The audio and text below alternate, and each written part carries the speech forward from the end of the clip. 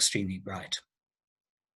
So I will now hand over to our Managing Director, Geoff Ward, who is going to give his CEO's address. Geoff, over to you. Thank you very much, Tim, and thank you to the shareholders that have joined us today. I see many familiar names, and it's a little bit of a shame that I can't see familiar faces, but hopefully in 2021 we will see each other more face to face. I will just share a screen of a presentation which we have also lodged on the ASX a short while ago. And I would like to give an overview of the company's performance in 2020, and as Tim said, an update on the CDP project, and a few thoughts on our R&D program and the complexities of the graphite market and where we're going as a company. I trust you can all see the screen correctly. It's just to the left of my camera, so excuse me if I look off to check my notes, but I'm very delighted to be here speaking to you again for what is now my third AGM and third presentation. So in 2020, as Tim said, it was actually a year of substantial progress. Making FID on the Hazer commercial demonstration plant is obviously the big achievement. And actually, I'd like to reiterate Tim's remarks of how important the share purchase plan was, that in February, when we entered lockdown and when global share markets plunged, and when Hazer was not immune to that, and our share price dropped from 55 cents to 20 to 24, it hit within 3 or 4 days. The fact that we had a strong enough balance sheet to continue with our engineering activities, continue with our early permitting activities, continue with our R&D, and it meant that we weren't at risk of shutting down the project, meant that we were able to then very quickly respond when the funding window opened, because we'd kept the project going. So, I would once again like to reiterate that sort of enduring support of our shareholders is so deeply felt and was really critical as we entered that time. So through 2020, we strengthened our financial position. And if I think of where the company is now compared to 12 months ago or 24 months ago, not only do we have a stronger balance sheet, but it's now more diverse with not only equity investors, and our number of equity shareholders has gone up substantially. And we've seen the first larger institutions join our register. We also now have some senior secured debt through the Mitchell Asset Management loan and grant funding through not just the Australian government, but the Western Australian government, and also there's some funding through the CRC program. So we've diversified and broadened our balance sheet. In January of 2020, we signed the MOU with Toyota to collaborate with them on engagement in the Japanese market, and that's relationship is proving really strong. And we've continued to communicate via Zoom as we are now with them through this year. It's fair to say, as Tim has said, that the global focus on energy transition and environmental change, which has come out of the COVID recovery programs, has seen a great increase in international interest in our technology.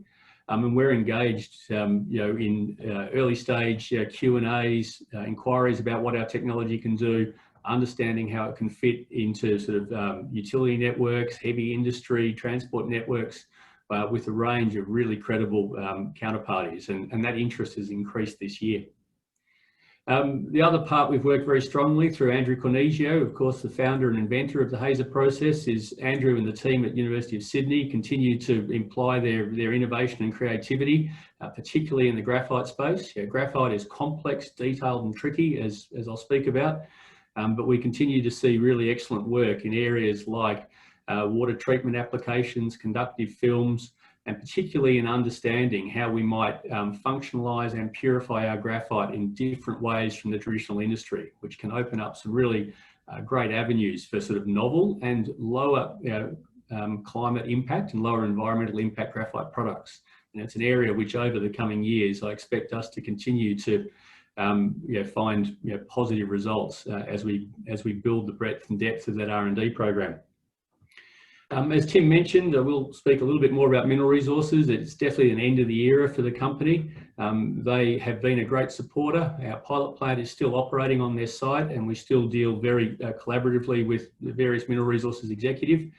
Over this year, as the iron ore and lithium business has boomed, both in profitability and in scale and in volume, It's been quite clear that graphite is no longer a strategic interest to them. This was, I guess, partly signalled when they exited their natural graphite investments at the end of 2019 with the termination of the Mount Mackintosh JV. And that became more apparent through this year. So we're pleased to have reached a clear and amicable position with them. And I'd like to thank them, and in particular Mike Gray, their Chief Executive Officer of Mining Services, for the role he played as a Director of Hazer and as a collaborator in the pilot plant processes. And lastly, as a summary, I'm very pleased to announce that we signed the binding documentation this morning with AP Ventures for their strategic investment in Hazer through a convertible note. We think this is an agreement which is good for Hazer shareholders and good for the incoming investor. We're very pleased to welcome someone with such knowledge of hydrogen to our register and to our board. But we also think that the key elements in the terms mean that shareholders will be also benefited from this, because we strengthen our balance sheet without immediately suffering any dilution. Move on. So I won't read through these in detail, but it was, I thought, worth recapping and to acknowledge the work of the Hazer team, who have worked so hard across engineering, R&D, commercial and finance this year, that really from the time of the AGM last year, we've very consistently, through an extremely challenging environment, met and kept, I won't say knocking over, but clearing the key hurdles that culminated in getting our project into execution phase. So I now would like to talk about the CDP, and what I would like to say is that I'm delighted by the strong progress the team's making, despite the very challenging operating environment. Tim, Danielle, Andrew and myself as the board of Hazer had a serious and in-depth discussion, both with the management team and amongst ourselves in March, April, about, given the unknowns of how COVID would disrupt the supply chain for things like compression equipment, hydrogen purification units, the ability to access labour if we were into a long-term lockdown. We did have a long and detailed consideration on whether it was the right environment to commit to a first-of-its-type project. We came to the conclusion that it was, that while it was risky, we had no idea when that risk would go away, and that we felt with appropriate sort of strength in the project team, we could manage that risk. I think also we thought there was some upside here, that this gave us an opportunity to put our head down, bum up, and really work hard on delivering this first project, while the world sorted out its response to COVID. So I'm really pleased to say that we're making good progress since the FID decision, which was actually taken in July this year. And as would be normal for any project, our first activities are detailed design, procurement, permitting, before equipment starts to arrive, materials start to arrive, and civil and then installation and commissioning activities start in 2021. We're now around 65% through detailed design activities, and importantly, we've got the major HAZOP, so hazard and operability studies, and LOPA, levels of protection analysis reviews completed. While I flag this, is they are 2 points where you can sometimes get surprises in your design when you look at the risk exposure in a detailed quantitative sense. Procurement activities have also progressed well, with now 75% of main packages let. And this is one area where we have seen some challenges, some quite considerable challenges in operating in the COVID environment. And that's manifests itself not through any major disasters and not through anything which has really thrown us off track in any material sense, but vendor inquiries, clarification of technical Q&As, finalisation of design elements, because it has nearly all been done remotely and we haven't been able to bring as easily people together in workshops in different locations to nut out details. This has caused some knock-on effects to our schedule, and I will show that with the FID being delayed until July, our initial target was around about May, and with the slower process of finalising vendor contracts and finalising design details, we are now projecting our schedule to have been delayed for a commissioning of around October now. One area which we worked very hard on, because I know that it can delay projects, is permitting. I'm pleased to advise that we've received the majority of the permits required. So both a clearing permit and development permit permit and works approval have been all received from various local government and WA state government authorities. So we are cleared to begin our project. The one approval we are waiting on, though we have been through site visits, access checks, and we believe it is now waiting for ministerial approval, is a Section 18, an Aboriginal heritage approval. Now, we don't believe, given that we're operating in the Kwinana industrial strip, in an area which has been used industrially over the last 60 years as both a construction site, an army camp and a water treatment plant, we're not anticipating any issues, but we are still waiting final approval, and we continue to progress that. That leaves only one approval outstanding, a dangerous goods licence, which we don't expect to be a risk to schedule. So we're now targeting site civil works to be commenced late January, more likely February. We won't try and target kicking them off before Christmas. That's for the key reason that we don't want to have to pay for dust suppression and to actually have the site sitting there during the Christmas construction shutdown period. So we will be targeting starting those early in the new year. So maybe a couple of quick visualizations so people can get a sense of the scale of what the project team is tackling. This is a map view, an aerial view of the project. In the bottom right corner, the egg-shaped three sort of large units actually are the anaerobic digesters creating the biogas. The cylindrical vessel you can see is actually a gas storage unit, and we have a couple of flares. And they're actually in a lower area of the project with our plant sitting up and excised into the side of the hill, which is great for sort of a number of safety reasons, great for reduction of visual impact on community, and great for us to being able to operate without impacting the water corp and vice versa. But biogas will come up into our plant from the facilities in the bottom corner. If I could now show you an improved rendering of what the project looks like. This is the CDP, and this is what the CDP will look like. As you can see, it's a material undertaking. It's advanced our technology visually from the pilot plants, of which we've shared photos before, which are small compact units into a much larger unit where we can demonstrate the integration of all the systems necessary to produce continuously on-spec fuel cell grade hydrogen and a high quality graphite byproduct. So I would like to provide an update on budget and schedule. And like I say, I'm very pleased with the work that the project team and a number of our vendors and our Primero Engineering, our engineering partner, are doing. But we have seen a faster than desired ramp up of activities, and that primarily due to the difficulty of closing down details in the design process with vendors quickly in a remote working environment. The result of that, we don't believe is particularly material. We were targeting a July commissioning. We're now targeting an October commissioning. And we're obviously much more comfortable with that date now. And that gives us around about 15 months from FID to commissioning, which was our original project schedule when back in 2019 we were targeting a March FID for a mid-year 2021 startup. So I'd like to compliment the project team, our procurement team, and the many vendors and Primero for the hard work they've done in getting to this point. Probably pleasingly is while we've seen some slowdown in time, we haven't seen any material increase in costs, and the project remains within its budget estimates. So we took an FID decision of a $17 million capex at a plus or minus 10% level. It wasn't a fixed priced EPC, as I've explained in some briefings, because we're building a first of its type plant.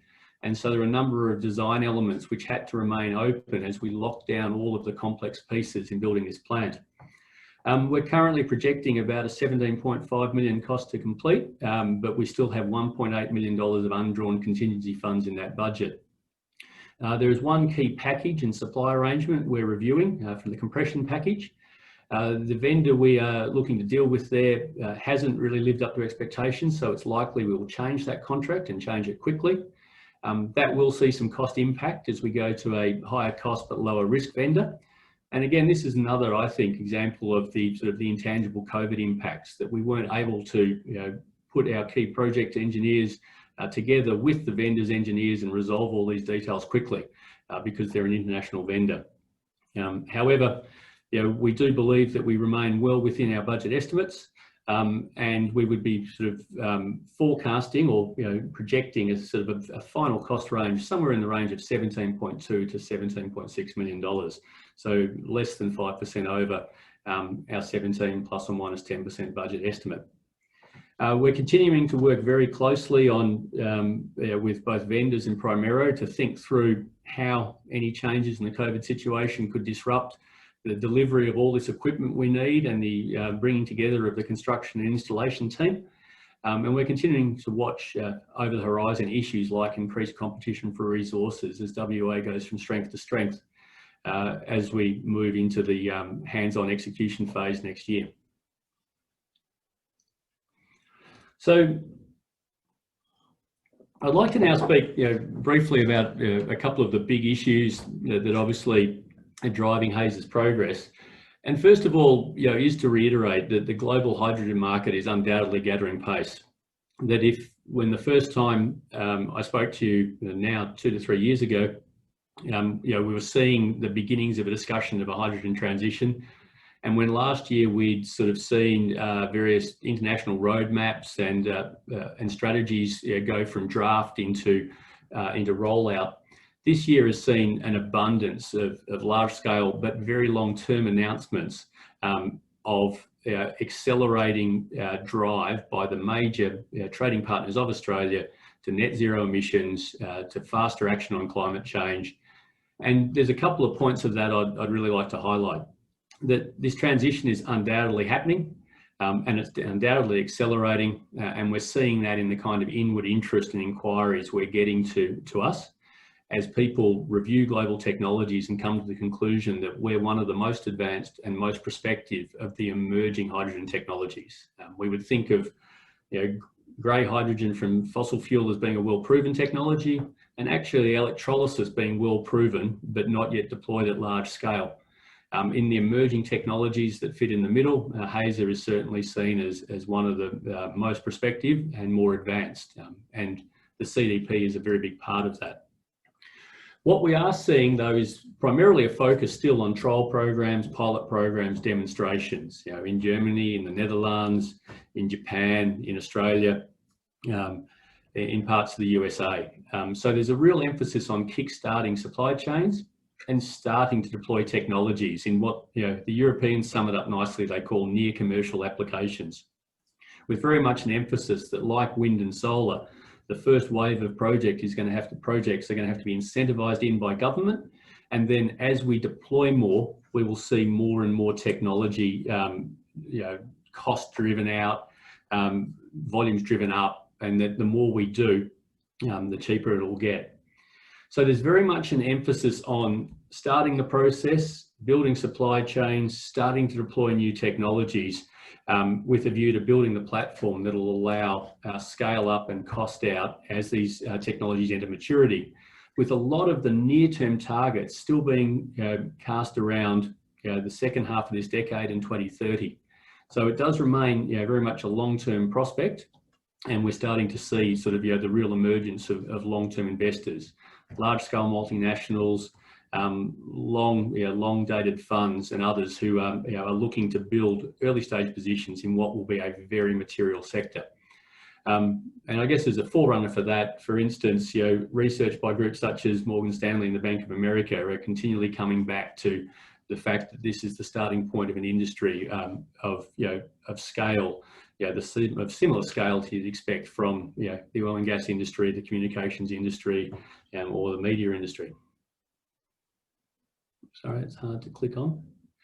So that interest in global hydrogen is definitely being reflected in sort of the growing maturity, I think, of our commercial and business development activities. And we're seeing a significant increase of interest in Hazer. We're seeing it coming from a more diverse group of people, so heavy industry, energy and utility companies, as well as transport and sort of green hydrogen for transport operations. I'd like to acknowledge the amount of engagement that's been provided by Chiyoda to us this year, and we're seeing some really excellent engagement through them with potential customers in Japan. And we're looking to work those through in a very high quality, high integrity way, as sort of reflects the norms of those customers. And I'm hopeful that we can actually see that Chiyoda relationship, blossom into some feasibility studies with third parties in Japan through this 2021. As I mentioned, we're seeing a diverse range of end users, and I think that's very positive for us, because some of them have different drivers from others. So there's some who are looking for clean hydrogen at relatively low volumes for transport. There's others who want to understand how Hazer could be integrated in their industrial processes as a way of bringing down their carbon intensity as they sort of seek, or as they seek to work within nationally imposed targets in their various jurisdictions to meet the Paris Agreement. So we're seeing people who run utility networks, heavy industry, production processes, whether that's for fuels, petrochemicals, fertilizers, or other heavy industrial products, who anticipate that they will have to meet lower and lower emissions intensity thresholds under firm national targets in the coming years, looking to engage with Hazer on how we could be integrated with their process. Now, those customers represent an enormous long-term future for Hazer. They're very detail-orientated, they're very painstaking, and they work on fairly long capital replacement schedules. So it's terrific that we're engaged with them so strongly now, and we'll look to really push that over the next year and 2 years as we develop the CDP, as we prove that we can construct it, and as we bring it into operation. And so this will be a key focus in 2021, is taking all of the knowledge that we've gained from the CDP, all of the insight we've gained into safe operations, operability, and how in detail we have to do things to scale our process up, and now start to apply that to our engagement with customers from a much stronger and more credible technical base, as we seek to take our relationships with them from inquiries and due diligence into feasibility and project development. Running alongside that in parallel, just make sure I've got this in the right hand, is our R&D program. And I think I'd like to sort of reiterate that R&D remains a core activity for Hazer. It's deeply, I think, in the creative DNA of a number of members of the team. And I think it actually represents, an advantage that a startup company like Hazer and an innovation-based company like Hazer can bring to the market. As Tim mentioned, and as shareholders have heard me highlight to investor briefings a number of times, we did join the Innovative Manufacturing CRC in October 2019, just before last year's AGM. That's really a continuation of our relationship with the University of Sydney. So the same highly engaged researchers working in the same physical laboratory, but it's given us a platform to deal with more collaboration opportunities from companies in waste treatment, water treatment, specialty materials manufacturing. And that's allowed us to hopefully take our R&D from ideas and concepts into potential collaborations more successfully. Our R&D activities are focused on two main pathways. The first is broadly what we classify as catalysis, so catalyst and reaction development. So the team does a lot of work supporting, both through the laboratory at University of Sydney and through the pilot plant, does work supporting the development of the CDP. Catalyst testing of different conditions, understanding more and more how different conditions in the reactor create different qualities in our graphite. And so there's a core program of just continuing to make our process better, which is the deep understanding we'll need for ensuring that we continue to innovate in our engineering, and we continue in the future to show a pathway to how we'll be low cost as the hydrogen market emerges. The second and probably majority pathway of our R&D is continuing to understand more deeply the Hazer graphite, how to functionalize it, and by that we mean what you can do to it to make it more applicable to different customer needs, but also how to both purify it and also potentially how to separate it into its three different morphologies. You may recall from earlier presentations that we do make three distinct morphologies, shapes of graphite: carbon nanotubes, carbon micro onions, and carbon micro shells. And so there's some really exciting R&D that the team is working on through looking at sort of the real molecule level properties of the graphite. And that's emerging in two areas. One is due to the unique nature of our graphite and how it's made compared to how other synthetic graphites are made from sort of heavier feedstocks in coking furnaces. We're really putting a lot of effort through 2020, and this will continue through into 2021, into some novel ways of purifying our graphite without using heat or acid. So graphite, typically synthetic graphite is created in a furnace, which is a dirty and emitting process, and then is often purified, or is almost predominantly purified using very high temperatures, in excess of 2.5 or 3,000 degrees C, and acid. So that means that there's inherently a whole lot of environmental negatives in how advanced carbon graphites are made. We're looking at how we can exploit the unique properties of Hazer to find a way of purifying it without it, the process being needing so much temperature or acid. And if we can, and I emphasise that this is R&D which is looking very promising in the lab in beakers, and if we can show how we would scale that and scale it to pilot stage over the next couple of years very quickly, then we have the possibility of producing not only a low emission hydrogen, but a cleaner graphite product, which I think could be very exciting. The second really high-tech innovation stream in our R&D that we're beginning to look at much more closely is whether we can find a way to separate our different morphologies. So we produce a pure blend of just one shape of the graphite. This is something that's come to us from market feedback, as would be very well regarded. Given that we're now doing this at sort of each individual molecule scale, I find the innovation in this quite fascinating. But the team is certainly looking at some early stage ideas of how we may move down separating our classifying or separating our carbon into different morphologies, and that would be a way that we think we could continue to add value to the carbon. I will make a very strong disclaimer at this stage that this is R&D, and R&D by its nature is uncertain and long term. But I think the company has developed a really outstanding base of both researchers and research collaborators, and we really look to this to continue to add value to the business, just in the way that the development of the original Hazer process has created value as we go forward, and as we now rapidly mature our understanding of the process and the materials. I will just talk briefly about Mineral Resources then, because I guess that was very much a graphite collaboration.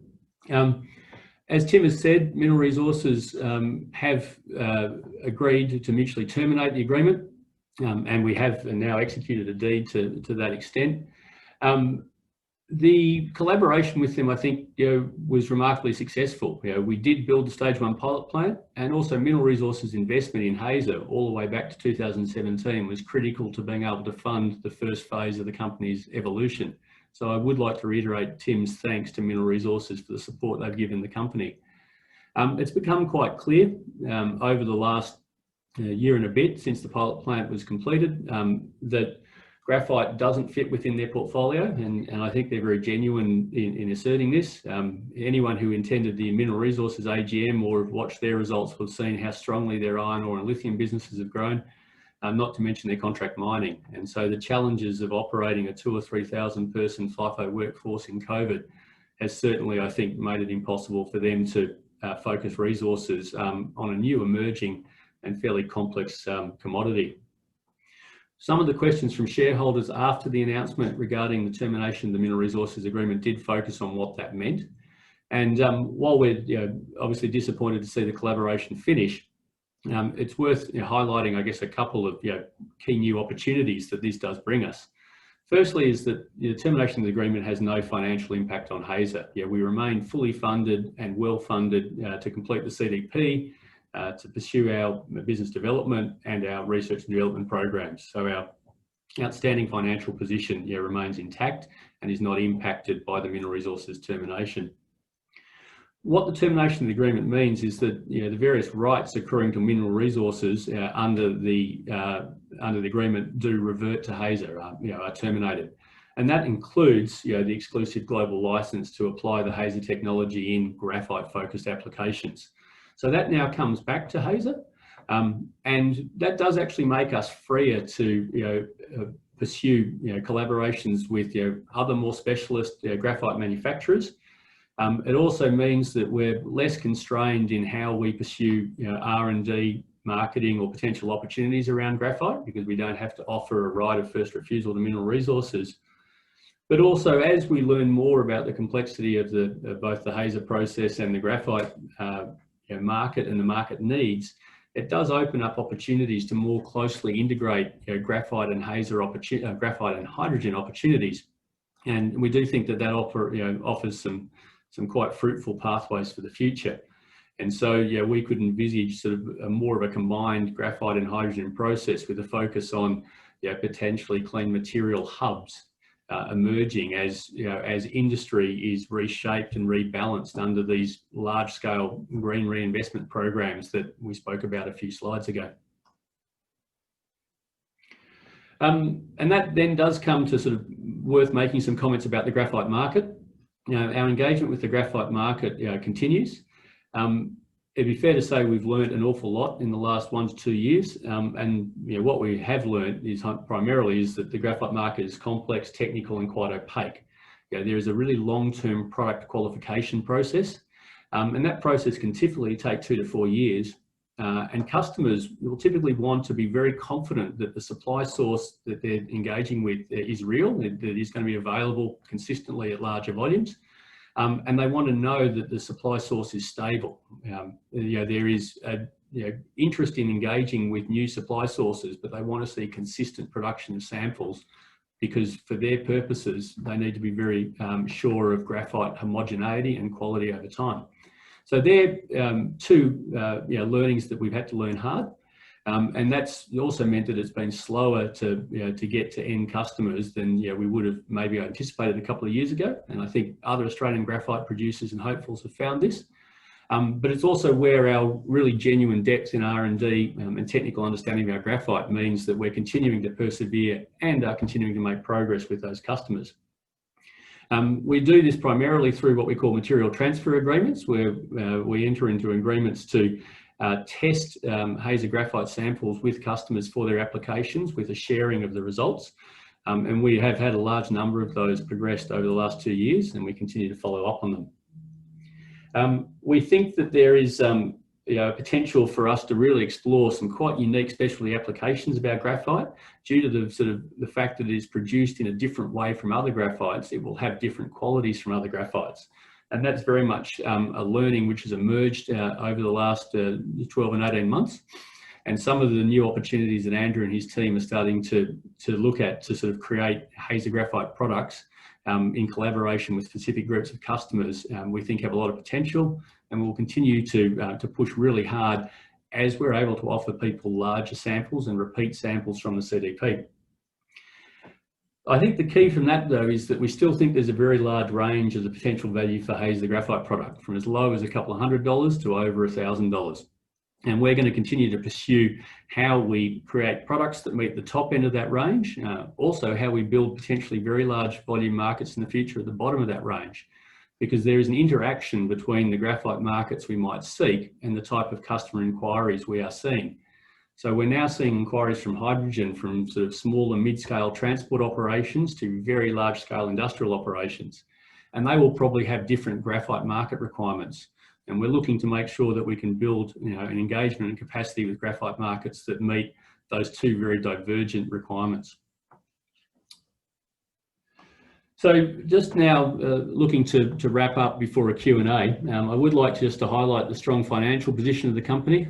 Obviously, as a director and CEO, along with my fellow directors, when we're running an innovation company that's pre-revenue and you go into an economic slowdown, it can be very nerve-wracking. But I'm delighted to say that we're well funded. We're fully funded to complete our planned activities through calendar year 2021, 2022. We have over $20.5 million cash in the bank as today, with undrawn funds from the ARENA grant, our senior secured debt, and the AP Ventures investment still to come. This means that I think that we can engage with confidence with high quality customers, and we've been very fortunate that a really strong assortment of tier 1 international players in energy and utilities have sought us out to learn more about our technology.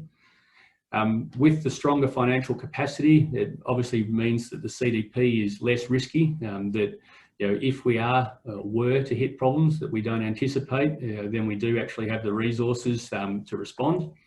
But we've also strengthened our project team and our technical capability through some senior engineering appointments, which by themselves will help de-risk the project, because we've got a really quality team sweating all the details with Primero.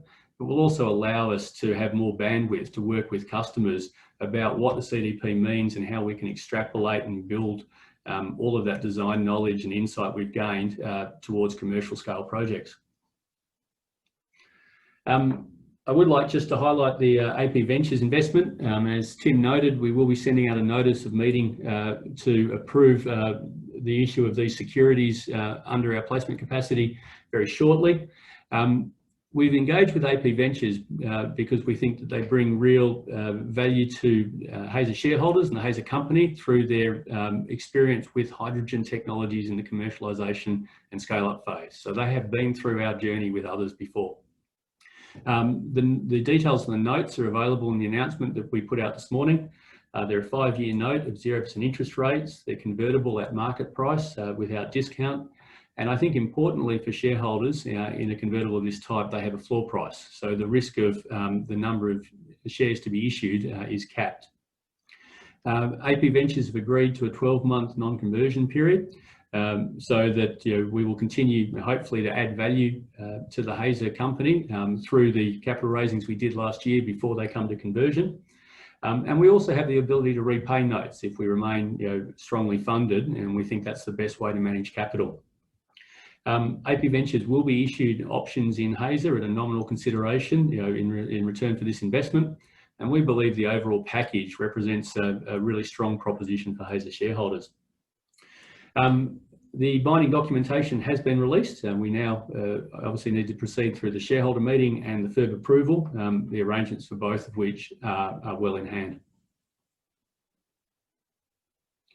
So I'd like to sort of wrap up and summarise at that point. I believe the company is really strongly positioned to capture the huge opportunity offered by the long-term investment wave that is starting to come in hydrogen and deep energy decarbonisation and deep industry decarbonisation.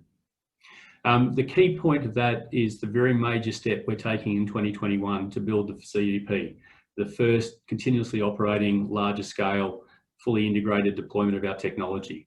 And this is really what has, I think, catalysed the interest in our process, because they can see it coming out of the laboratory, out of the pilot and into the field.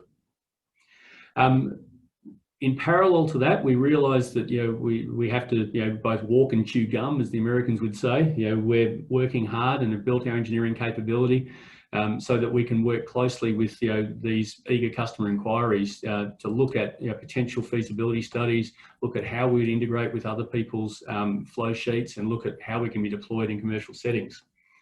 We're backing that by a strong R&D platform, which is primarily focused on the key issue, the key challenge of adding value to the Hazer Graphite and maximising the value we can attain from the quite unique material we make. I think the really positive underpinning on this for Hazer shareholders is that we're well funded to do this. We have a plan of activities which we think is coherent, logical and strategic, and we're now funded to do those. This is all in the context of sort of a quite remarkable mobilisation of capital, government focus, regulatory focus, investor focus onto mobilising resources to accelerate a transition, particularly in heavy economy, to meeting Paris targets. And that's being reflected not just in Europe, not just in Asia, but also in the USA with the election of President-elect Biden in November.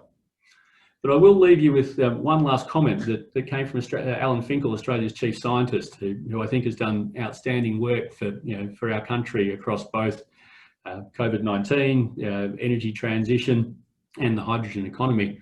And in a briefing to Alan, who asked for an update on our technology, and then he referred to a video that he has made just last month or just this month, in talking to investors and government about the hydrogen roadmap and energy strategy. And he said, when I'm asked about hydrogen, I tell Australians, be ambitious, be very ambitious, but also be patient. I guess that's I think, a good message. There is an enormous opportunity here. it's happening, and there's an enormous amount to be done to get after it. But it is a 20 and 30-year opportunity, of which we're only in the first years of, and there's still an enormous amount of work to be done to seize these opportunities. So I'd like to thank all my team, my key executives in Mark Edwards, Andrew Cornegio, Luke Cox and Emma Walden, the whole Hazer team across R&D projects and the support to the company. Through Belinda Wilson, our corporate manager. I think we've achieved a very solid result in a very uncertain year, and I look forward to 2021 bringing a number of key milestones, most importantly the completion of the CDP project and its successful commissioning. Thanks very much, Tim.